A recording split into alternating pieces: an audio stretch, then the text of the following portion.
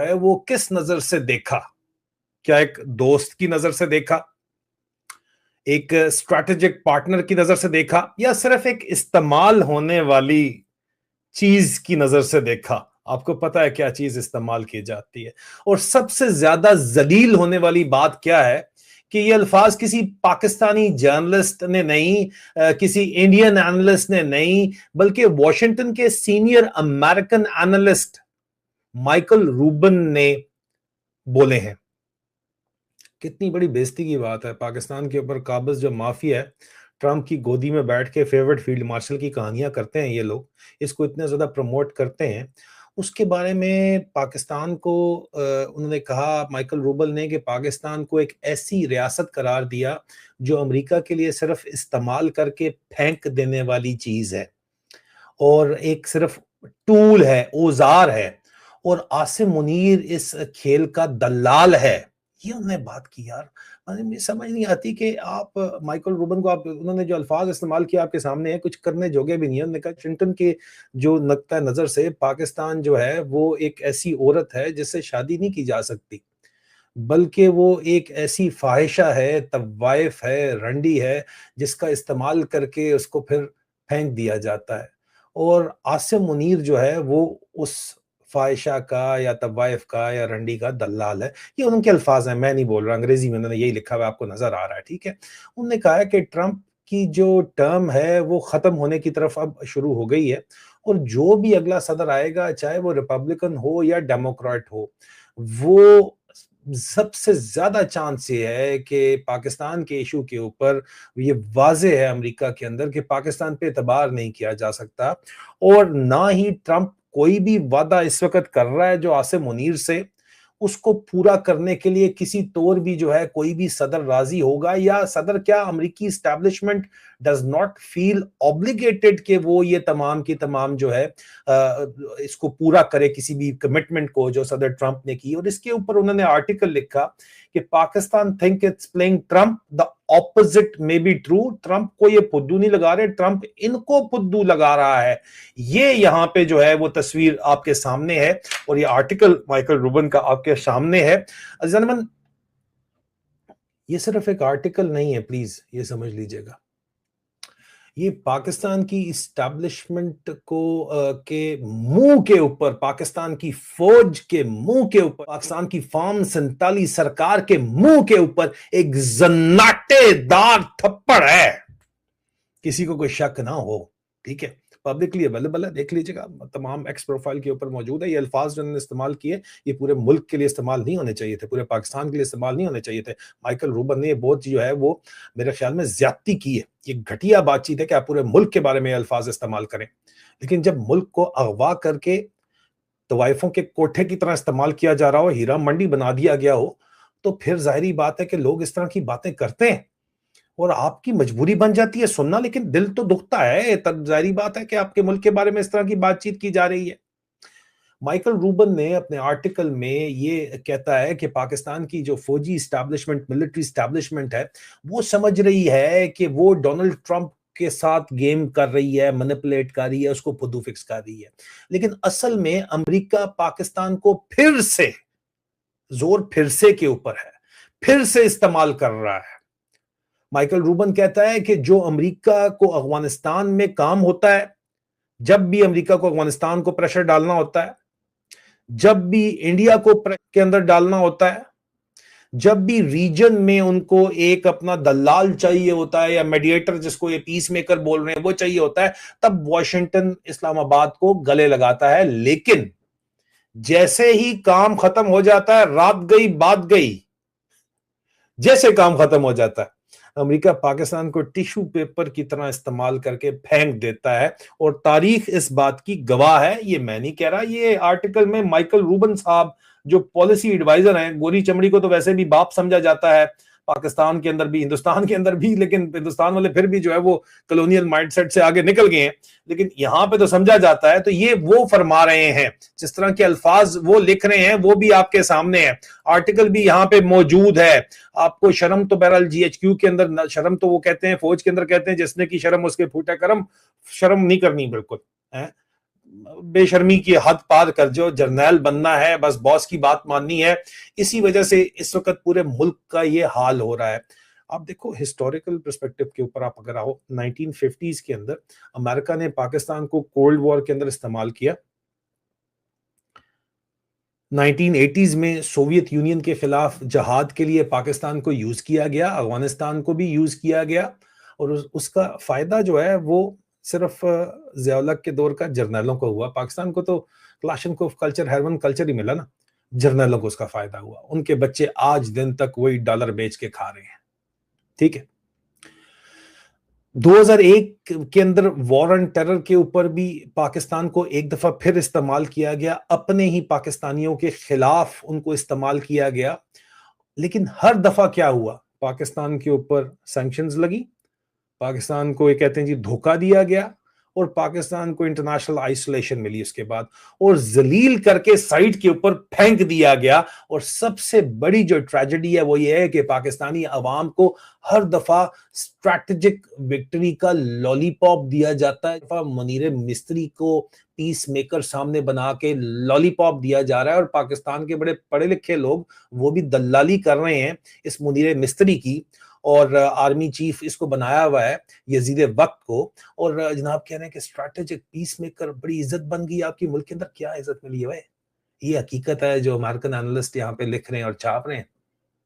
یہ الفاظ پڑھو انہوں نے کیا الفاظ استعمال کیے ہیں. طوائف اور دلال کے الفاظ. طوائف پاکستان کو بول رہے ہیں اور دلال آصف منیر کو بول رہے ہیں. دکھ نہیں ہوتا منیرے پہ؟ تو نہیں ہوتا، وہ تو ہے ہی ہے، لیکن ہمارے ملک کا نام بدنام کر رہے ہیں یار. یہ پورا ملک، یہ اصل میں ملک کے لیے نہیں ہے. یہ پاکستان ملک پہ قابض جو مافیا ہے، الیٹ کیپچر ہے، ان کو وہ کہہ رہے ہیں کہ ان کو استعمال کر کے پھینکتے ہیں. اور یہ بھی اپنے چکر کے اندر ہے کہ اپنا بس اس میں سے جو چوس سکتے ہو چوسو اور نکالو. پہلے یہ دبئی لے کے جاتے تھے، آج کے دن کا پہلا ویلاگ دیکھ لیں، دبئی والوں نے تو ان کا جو ہے نا وہ دانا پانی بند کر دیا، اور ان کے خلاف ابھی کام شروع ہوا ہے.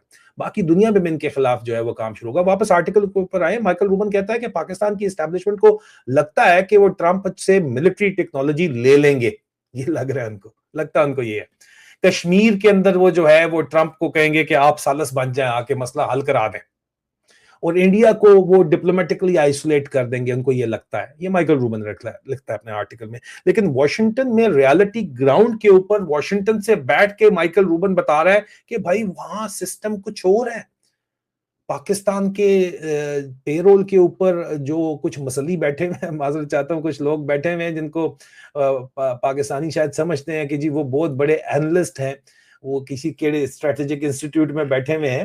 لیکن جو اصل لوگ جن کو پلس واشنگٹن ڈی سی کی پتہ ہے، وہ کیا کہہ رہے ہیں اس کے اوپر. Michael Rubin is very clear in the article. عزیزان من، وہ کہتا ہے کہ جناب واشنگٹن میں ریالٹی یہ ہے کہ امریکہ پاکستان کو کبھی بھی ایکول پارٹنر، برابری کی سطح کے اوپر نہ سمجھتا ہے نہ دیکھتا ہے. امریکہ پاکستان کو استعمال کر رہا ہے، اور امریکہ کے لیے انڈیا جو ہے وہ، انہوں نے الفاظ استعمال کیے ٹائگر ہے، اور پاکستان روبن کے الفاظ میں کاکروچ ہے جو ڈیمانڈ کر رہا ہے کہ اس کو ٹائگر کی طرح ٹریٹ کیا جائے. یار اتنی بےزتی ہمارے ملک کی، اور یہ مائیکل روبن ایسے تو بات کر نہیں سکتا. اتنے یہ مامے ہیں نا جی ایچ کیو والے، تو جائیں نا اس کے اوپر ڈیفیمیشن سوٹ کریں. میرے اوپر تو آ گئے تھے آئی ایس آئی کا سیکٹر کمانڈر کی جانب سے ڈیفیمیشن سوٹ کرنے کے لیے. جائیں نا مائیکل روبن کے اوپر کریں نا. وہ دلال بول رہا ہے تمہارے چیف کو، دلہ بول رہا ہے، دلہ کہتا ہے دلہ. یہ انگریزی میں آپ دیکھ لو نا، اس کا اردو کیا ہوتی ہے. جو لفظ انہوں نے لکھے ہوئے میں تو ابھی یہاں پہ نہیں بولتا. میں بولنا چاہیے، ویسے پڑھ لیں، آپ خود ہی پڑھ لیں جو الفاظ استعمال کیے گئے ہیں.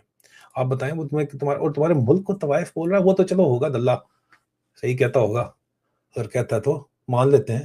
اور ملک کو کیوں یار کہ جو ہے وہ طوائف بول رہا ہے، رنڈی بول رہا ہے، کہ یہ کوئی طریقہ ہے؟ لیکن اس حالت میں لائے ہیں یہ، ان کے قدموں میں گرے ہیں تو ان کی جرت ہوئی ہے ایسی بات کرنے کی. آپ مجھے خود بتائیں نا. دیکھیں وہ کہتے ہیں جی وہ انڈیا ٹائگر ہے اور یہ کاکروچ ٹائگر بننے کی کوشش کر رہا ہے. بھائی ملک کی کیوں بات کر رہے ہو تم؟ کاکروچ اگر کے بولنا ہے تو منیر مستری کو بولو، وہ ہوگا. مودی اور آصف منیر کا مودی اور منیر کا مقابلہ کر لو یار. ملک کی کیوں بات کرتے ہو؟ لیکن آپ کے ملک کے اوپر جو لوگ قابض ہیں انہوں نے ملک کی حالت کر دی ہے نا. فوج کی حالت بھی کر دی ہے, ڈالری فوج پاکستان کے اپنے لوگ بولتے ہیں, تو باہر والے کیا بولیں گے؟ سوچئے.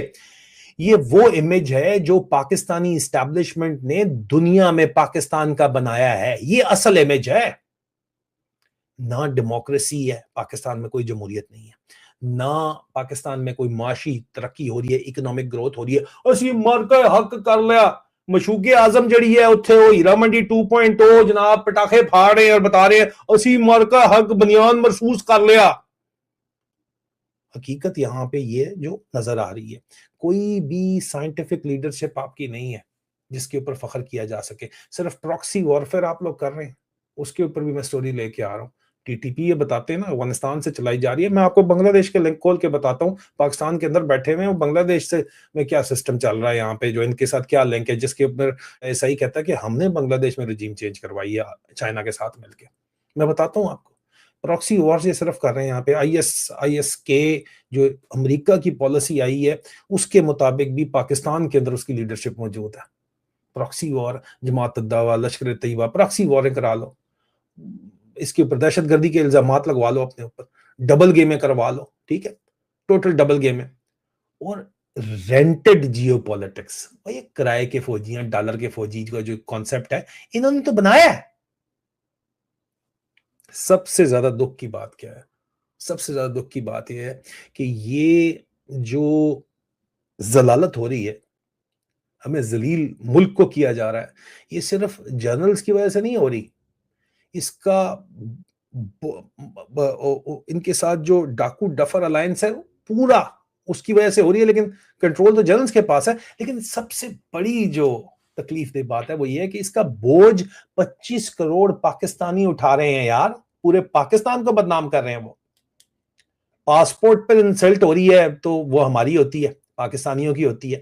ویزا ریجیکشن ہوتی ہے تو وہ ہماری ہوتی ہے, پاکستانیوں کی ہوتی ہے. اکنامک کلاپس اگر ہوتا ہے تو وہ ہمارا ہوتا ہے.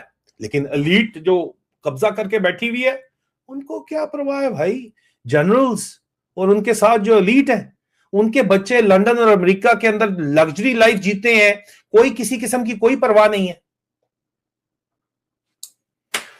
عزیزان مائیکل روبن کا آرٹیکل اصل میں تو ایک, اگر اس کو ظاہری بات ہے مختلف لوگ مختلف چیزیں کہیں گے, وہ کہہ رہے ہیں کہ آپ کو ہی نہیں کرنا چاہیے تھا, بڑی بدتمیزی کی آپ نے, لیکن مختلف لوگ اس کو مختلف چیزوں نظریے سے دیکھیں گے. لیکن اصل میں تو ایک وارننگ ہے. یہ امریکہ کسی کا دوست نہیں ہے. کہتے ہیں امریکہ کی دشمنی بڑی بھاری ہوتی ہے لیکن دوستی تو اس سے بھی زیادہ خطرناک ہے. تو وہ خود امریکی کہہ رہے ہیں کہ مطلب واضح طور کے اوپر جو وارننگ ہے وہ یہ ہے کہ امریکہ کسی کا دوست نہیں ہے. اور جو ملٹری اسٹیبلشمنٹ, جو فوجی اسٹیبلشمنٹ اپنی قوم کی عزت کو بیرونی طاقتوں کے آگے جو ہے وہ نیلام کری ہے, گروی رکھ کے اس کا کام کرتی ہے جس طرح کیا جا رہا ہے, وہ ہمیشہ اس کا انجام ہمیشہ ذلیل ہوتا ہے. اور یہ تاریخ نے ہمیں بتایا ہے. اور یہ سب کس نے کیا ہے؟ یہ اسی فوجی اسٹیبلشمنٹ نے, انہی جرنیلوں نے, اور اسی اسٹیبلشمنٹ نے, ان کے ساتھ جو یوزول سسپیکٹس ہیں, نواز شریف کے خاندان اور اس کی بقایا پارٹی جو ہر فیلئر کے بعد خود کو سیویئر بولتی ہے, ہر دفعہ ہارنے کے بعد پاک فوج زندہ باد, وہ اسٹیڈیم کے اندر آ کے ڈرامے کر رہے ہیں یار. ان کو مسخرے بنا دیا ان فوجیوں کو. گراؤنڈ کے اوپر سیکیورٹی کی کیا سچویشن ہے وہ آپ نے کل رات کو دیکھ ہی لی ہے, جو کہ بنو کے اندر ہوا ہے اٹیک. پاکستان کو اب فیصلہ کرنا ہوگا کہ کیا ہم ہمیشہ دوسروں کی جو ہے وہ جنگوں میں کرائے کے فوجی کے طور کے اوپر استعمال ہوں گے جو کہ اس وقت ہو رہے ہیں, یا پھر ایک سیلف ریسپیکٹنگ ڈیموکریٹک سٹیٹ بنیں گے یار, جمہوریت پسند جو عمران خان بنانا چاہتا ہے, جس کو اس لیے جیل میں کے اندر بند کر دیا, جہاں پہ کیونکہ فیصلے سارے جی ایچ کیو کے اندر ہوتے ہیں. پارلیمنٹ میں اگر ہوں تو یہ جو ڈفرز ہیں ان کو بھی تقریر کرنی پڑ جائے, اور یہ بھی پھر عراق فوج بھیجنے پہ انکار کر دیتے ہیں. فیصلے اگر پارلیمنٹ میں ہوں تو عوام کرتی ہے فیصلے. اور اگر آپ سمجھتے ہیں کہ اسٹیبلشمنٹ نے پاکستان کو انٹرنیشنل بےزتی کروائی ہے تو اس ویڈیو کو ضرور شیئر کیجئے گا پلیز, اور آواز اٹھائیے, اور سچ کو دبنے مت دیں, خدا کا واسطہ ہے. بہت جلد دوبارہ ملاقات ہوتی ہے, اپنا خیال رکھیے, خدا حافظ.